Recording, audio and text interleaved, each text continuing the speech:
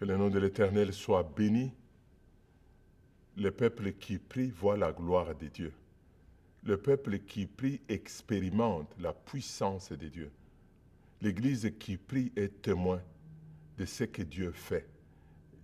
Quand le peuple se tient en prière, il doit se préparer à des témoignages parce que Dieu libère la puissance quand son peuple cherche sa face. Dieu agit avec puissance. Il bénit, il délivre, il essuie des larmes, il les relève, il sauve, il ouvre les églises des cieux, touche au-delà de ce que nous pensons. L'apôtre Paul ne le dit-il pas avec raison dans Éphésiens chapitre 3 au verset 20 et 21 que Dieu peut faire infiniment au-delà de ce que nous pensons, de ce que nous demandons. Notre liste n'est pas exhaustive, mais Dieu a une longue liste. Dieu est un Dieu de surprises.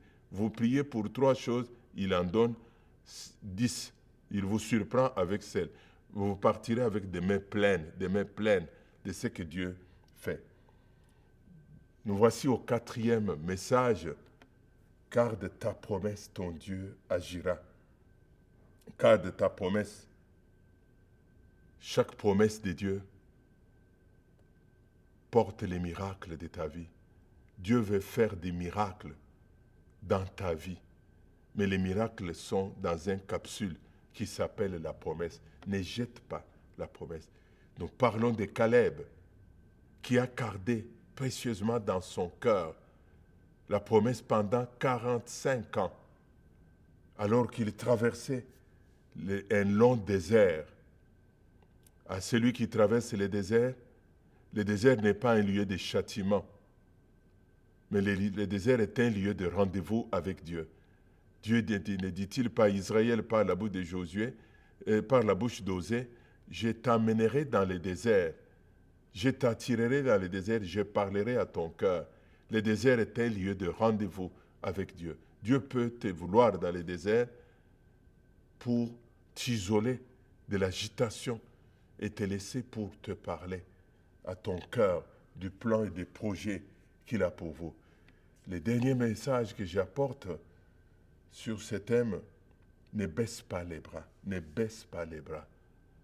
Caleb est un modèle qui n'a pas baissé les bras pendant 45 ans. Lisons ensemble notre texte dans Josué 14, 9 à 12. Ce jour-là, Moïse fit ce serment. Sûrement, ce pays que tu as parcouru t'appartiendra, ainsi qu'à tes descendants, pour toujours, parce que tu as été pleinement fidèle à l'Éternel, mon Dieu. Effectivement, il y a 45 ans, depuis que l'Éternel a adressé cette parole à Moïse pendant qu'Israël voyageait à travers le désert. Et il m'a conservé en vie selon sa promesse. J'ai aujourd'hui 85 ans. Et je suis aussi robuste qu'à l'époque où Moïse m'a envoyé en mission. J'ai autant de force qu'alors, soit pour combattre, soit pour mener une expédition militaire. Quelqu'un dit Amen. Quelqu'un dit Amen. Mais maintenant, donne-moi cette contrée montagneuse que l'Éternel m'a promise à ce moment-là, à l'époque où tu as appris que les Anakim y habitaient dans des grandes villes fortifiées. Si l'Éternel m'assiste, je les en déposséderai comme il l'a affirmé. Caleb nous enseigne une leçon importante de la vie. Ne baisse pas les bras. Ne baisse pas les bras quand les choses vont mal. Caleb dit, je marche dans le désert depuis 45 ans. Je n'ai pas baissé les bras. Je plairai la mort de mes compagnons de guerre pendant 45 ans. Je n'ai pas baissé les bras. J'ai vécu des moments de tempête, de vent, de rafles de vent, de poussière dans le désert. épuisé, je n'ai pas baissé les bras. Ne baisse pas les bras quand les choses vont mal. Un héros de foi reste debout dans la tempête. Quand tout peut s'effondrer autour de toi, ne baisse pas les bras. Surtout pas, ne baisse pas les bras.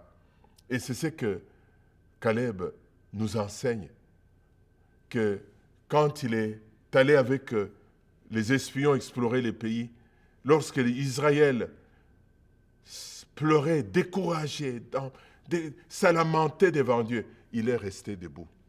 Nous cherchons des hommes et des femmes qui restent debout dans les temps difficiles pour aider les faibles afin de se relever.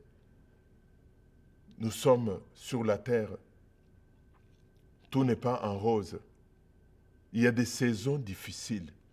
Il y a des saisons dans la vie chrétienne que j'appelle difficiles. Les hivers. Je ne sais pas si vous avez déjà été au Québec. Nous avons des hivers. Christian va vous relater. Il étudie à 2 heures de route de la maison. Mais quand il devait sortir, Christian Waiwai, devait sortir à moins 20, moins 30 degrés, une tempête de neige terrible, courageux. Il dit, j'enfonte la tempête. Soyez capables d'enfoncer des tempêtes pendant l'hiver. Ne soyez pas des bébés qui attendent toujours le temps de printemps, il fait beau, tout est en train de fleurir dehors. Mais Dieu forme notre caractère à travers des déserts, à travers des tempêtes, à travers des moments difficiles. Dieu veut nous amener à la maturité spirituelle en traversant des épreuves. C'est le texte que l'apôtre Jacques dit au chapitre 1, au verset 2. Soyez heureux quand vous vivez des temps difficiles, des épreuves de la vie. Les épreuves ont leur but. Les épreuves nous amènent à écouter Dieu, à entendre la voix de Dieu, à découvrir la fidélité de Dieu, à découvrir que Dieu est là au milieu des épreuves. Les épreuves ont un but de nous briser, de nous façonner, faire de nous des hommes amenés, nous amener à la maturité spirituelle. Peut-être que vous allez dire, oh pasteur, si tu savais, ça fait 20 ans que je suis dans le désert. Depuis que je suis venu en Occident, je suis dans le désert. Oh là là, je comprends, je compatis que ça ne soit pas et que tu vives ces temps depuis 15, 20 ans. Mais ce temps est proche de finir dans ta vie. Il va finir. Tu rendras témoignage.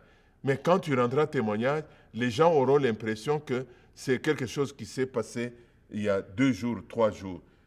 Cet homme, Caleb, nous laisse un modèle de courage, un modèle de fidélité, un modèle de détermination, un modèle de confiance en Dieu, qu'à travers les déserts, à travers toutes les intempéries des déserts, il n'a pas enterré sa foi. Il n'a pas enterré sa confiance en Dieu. Il ne s'est même pas révolté contre Dieu. Quand il parle de Dieu, il dit, Dieu a parlé à Moïse. Moïse m'a donné la parole qui venait de la bouche de Dieu. C'est le moment de Dieu. 2021, c'est l'année de Dieu. Dieu va me bénir cette année. Dieu va tourner la page de mon histoire et va écrire une page nouvelle, que ce soit ici sur ta vie. Voici les principes qui ont aidé Caleb à rester debout, témoigner qu'il est vigoureux, il n'a plus de force, il n'a plus d'énergie, alors qu'il vient de passer 45 années de désert. La première chose, il a gardé le regard fixé sur la montagne de Sion. Le psalmiste dit dans le psaume des degrés, j'élève les yeux vers les montagnes, le psaume 120. Il dit, j'élève les yeux vers les montagnes. D'où me viendra le secours? Le secours me vient de l'Éternel qui a créé les cieux et la terre. Gardez le regard fixé sur Dieu. Nous le découvrons dans les textes parce que Caleb n'a pas de parole de révolte contre Dieu comme ses compagnons qui ont exploré le pays avec. Il dit simplement Dieu est bon. Dieu a décidé qu'il a maudit tous ceux qui sont les peuples sortis d'Égypte. Il dit Dieu est bon. Ils vont mourir dans le désert. Dieu est bon. Vous allez continuer à manger la manne pendant 40 ans. Dieu est bon. Vous allez boire l'eau de Horeb. Dieu est bon. Dieu est bon, tout ce qu'il fait est bon. Jamais il s'est révolté contre Dieu. Gardez le regard fixé sur Dieu. Deuxième élément que nous voyons dans la vie de Caleb, c'est qu'il connaît sa promesse et il garde précieusement la promesse. Il arrose sa promesse de prière. Il dit, elle s'accomplira. Elle s'accomplira. Quand l'année finit, il prend sa promesse, il dit, promesse, viens avec moi en 2020. Quand 2020 est arrivé, il n'a pas vu des choses, il dit à la promesse, allons en 2022. Il ne laisse pas sa promesse derrière. Il connaît sa promesse. Il a le regard fixé sur Dieu et il a le regard sur sa promesse. Troisièmement, il se nourrit des témoignages des hauts faits de Dieu. Bien-aimés, que vous soyez l'Église des témoignages. Rendez témoignage de ce que Dieu fait. Dieu fait tellement de choses. Nous venons de terminer, nous sommes en train de tourner la page de l'année de pandémie avec tout ce qu'il y a eu comme ravage. Dans notre Église, la plupart des membres, des sœurs dans l'Église travaillent dans les milieux de santé. Elles ont été infectées, mais Dieu a permis qu'elles soient toutes guéries. Voici un témoignage. Voici un témoignage. Un de mes collaborateurs était infecté, il est allé, on l'a amené jusque dans la salle de soins intensifs, et on allait l'intuber, et Dieu a fait grâce qu'il ne soit pas intubé. Dieu a permis que nous terminions l'année de pandémie avec tous les membres de l'Assemblée. Voici un témoignage. Les témoignages, c'est quand tu dors, tu te réveilles le matin, c'est un témoignage. Les bontés de l'Éternel se renouvellent chaque matin. Les témoignages, c'est quand tu as perdu l'emploi, mais tu arrives à boucler les 2 bouts du mois. Dieu est un Dieu de provision. Rendre témoignage. Les témoignages nourrissent et entretiennent notre flamme. Rendez témoignage. Donc, il y a tellement de choses que Dieu accomplit dans votre vie chaque jour. Ne les gardez pas pour vous-même. Partagez-les autour de vous. Nous sommes prêts à donner des sujets de prière. Nous sommes prêts à nous plaindre de ce que nous n'avons pas. Mais quand Dieu accomplit, mais vous ne le dites pas. Les témoignages n'est jamais vieux. Tous les témoignages dans la Bible, ils ne sont pas d'hier. Ce sont des témoignages qui datent de combien de siècles. Racontez-moi les témoignages de ce que Dieu a fait quand vous étiez à Libreville. Racontez-moi les témoignages que Dieu a fait quand vous étiez à l'école secondaire, quand vous étiez au camp biblique, au début de votre mariage. Prenez des soirées où vous racontez les hauts faits de Dieu. Vous ne savez pas comment les témoignages enflamment les cœurs et nous rapprochent encore davantage du Seigneur. Ayez des partenaires dans l'Église. Ayez des frères et sœurs. Avant de chercher des partenaires en dehors de l'Église, ayez des hommes et des femmes avec qui vous partagez votre foi, vous partagez ce que vous découvrez dans les Écritures aujourd'hui, ce que vous avez appris de Dieu, mais partagez avec eux les moments d'abattement, les moments, ça ne manque à personne. Regardez, un grand homme de Dieu, Élie, il vient de faire vivre des exploits. Il est sur le mont Carmel, il prie, le feu est tombé. Il a prié, Dieu a ouvert les cieux, la pluie est tombée. Mais un chapitre après, il est découragé. Il a piqué du nez. Il dit, je vais mourir. Et il s'est isolé de son serviteur et de la ville. Il s'est coupé des gens. Ce n'est pas un exemple. Mais quand vous avez des compagnons de route, des frères et sœurs auxquels vous partagez librement votre cœur, ce que vous vivez, ce que vous traversez, pour qu'ils prient pour vous, qu'ils vous soutiennent. Nous voyons que Caleb avait comme compagnon Josué, son frère d'expédition, son frère des pays des conquêtes du pays, avec qui il partageait. C'est vers lui qu'il est allé lui dire, « Oh, mon compagnon, n'oublie pas. Aujourd'hui, c'est l'anniversaire. Ça fait 45 ans que Dieu m'a donné une parole. Il vous l'a donné vous aussi. Il m'a donné une parole qu'il me donnera le pays. Alors, il est temps que tu me donnes mon territoire. Je revendique mon territoire. Je revendique ma bénédiction. Je vais aller me battre. Je ne baisse pas les bras, mais je vais me battre. Je vais me battre contre les Anakim et je vais de posséder ces territoires-là, je vais y habiter. Voici les caractères d'un homme. Je vais rappeler avant de terminer. Gardez les yeux sur le Seigneur, quel que soit le temps que vous vivez. Quel que soit le temps que vous vivez. Pleurez les yeux vers le Seigneur. Riez les yeux vers le Seigneur. Réjouissez-vous les yeux vers le Seigneur. Préparez les examens de fin d'année, les yeux vers le Seigneur. Cherchez l'emploi, les yeux vers le Seigneur. Louez les yeux vers le Seigneur. Ne dérobez pas vos yeux de la montagne de Sion. Gardez le regard fixé sur la nuée. Nous avons dit, tout simplement, nourrissez-vous des témoignages des bienfaits de Dieu.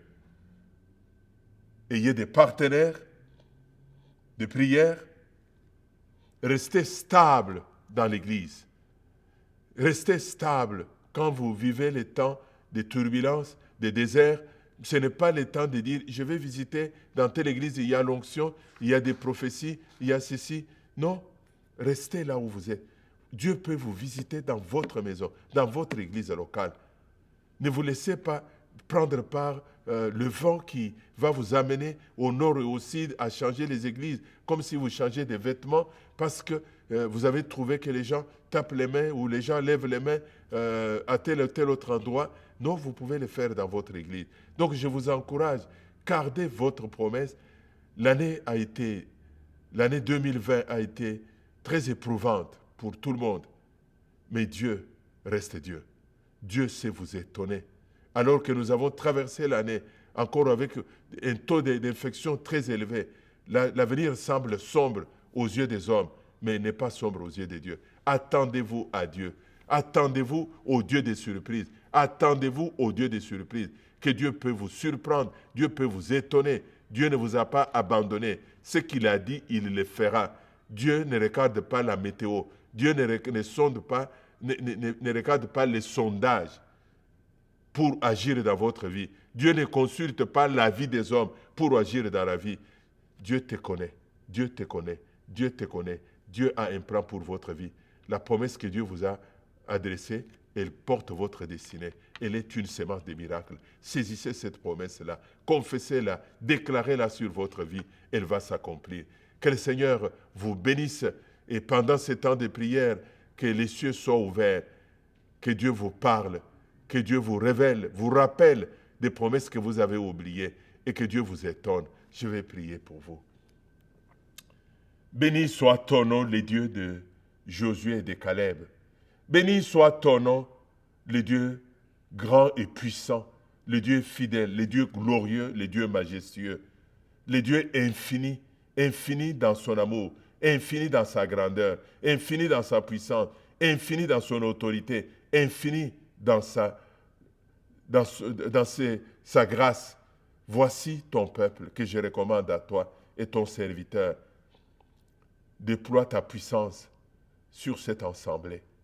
Montre que tu es grand et tu es fidèle. Au nom de Jésus. Amen. Amen. Que le Seigneur vous bénisse.